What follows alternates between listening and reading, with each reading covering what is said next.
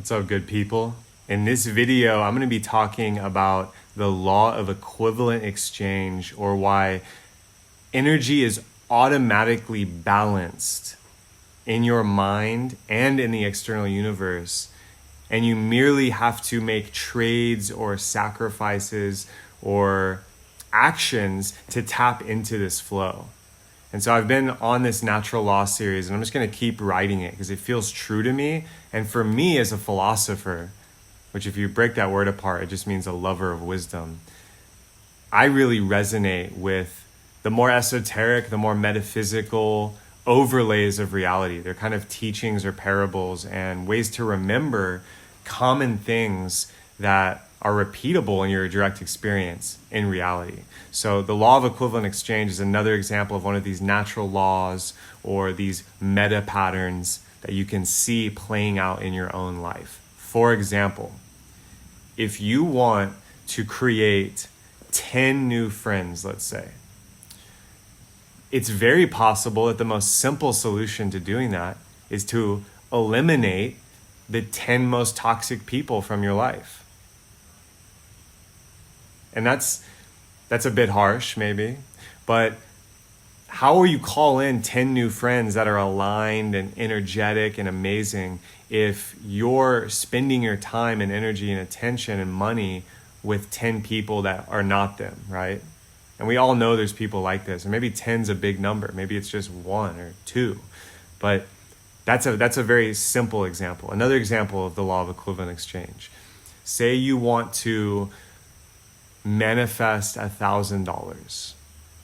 Well, depending on your abilities and your attention and your skill set and your power level in the world and your access points to receiving money for a good, service, product, whatever, you're going to have to sacrifice the equivalent of $1,000 worth of energy, because money is just value we're placing on energy or matter. And then you can allow that trade to happen. So a lot of language cliches reflect this law naturally. And this one seems really duh, but the most powerful laws are in the universe. If you want something you've never had, you're gonna have to do something that you've never done. That's a common cliche. If you want something worthwhile, you're going to have to wait or sacrifice or step into a new way of being to achieve it. And there's a lot of ways to say these sayings, and there's a lot of ways to riff about them. And I'm doing a very crude example right now just to lay it out in the most common language that you hear a lot. And obviously, language can be upgraded and manipulated positively.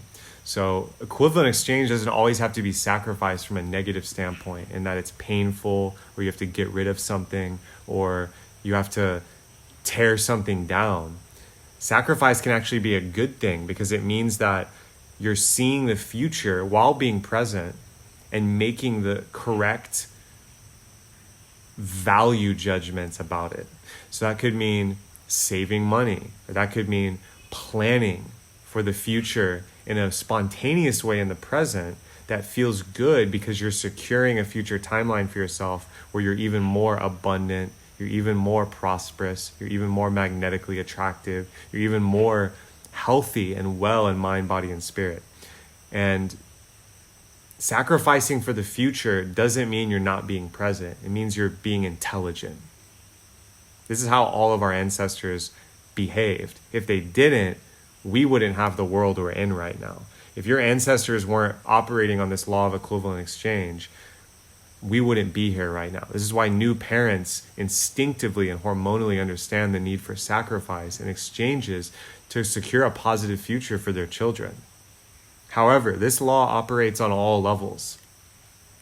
So my invitation to you is, how can you look at your life and see the things that you can sacrifice or exchange in your time, energy, your focus for the things that you desire? Because the things that you desire are only an alchemical transaction away, right? So not everything has to be transactional, but there's a way that the universe is automatically balanced. There's like an automatic balance that happens. So if you want something in a future timeline, you can anchor it in this timeline by performing the equivalent exchange for it. And let me ground this into real actions you could take. Calling or messaging that person you've been thinking about. Sending in the application or proposal you've been creating. Creating the art, the dope painting, the music, the sculpture, the dance, whatever it is that you've been thinking about. Creating the offer, product, service, or business plan you've been dreaming about. And then using that energy and writing it, following the synchronicity and following your intuition, but also using your intelligence to plan your sacrifice or your exchange with the universe to receive the equivalent return and actually get in alignment with that thing that you want. Because we all have desires and we're all stepping into them in every moment. It's just how much of your desire are you willing to own and what are you willing to exchange for it? Because the universe is already balanced.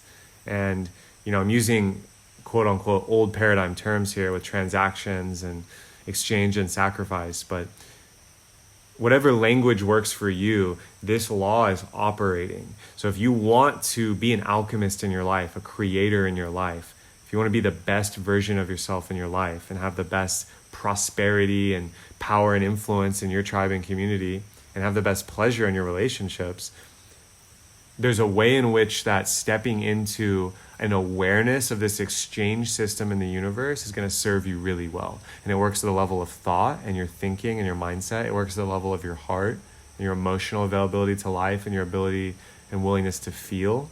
It also works on the physical level. How are you treating your physical body? Are you training it? Are you breathing? Are you meditating? Are you eating live, raw, amazing, healthy foods?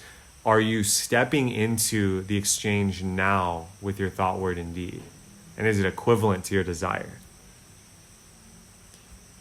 If you found this video beneficial, share it out, fam. I would love for you to share it with your tribe. Tag somebody who needs to hear this message or gets to hear this message. And I would love for you to message me with a comment or personal message if this has sparked something in you. What do you think about when you think about your desire and what you could possibly exchange to receive that now?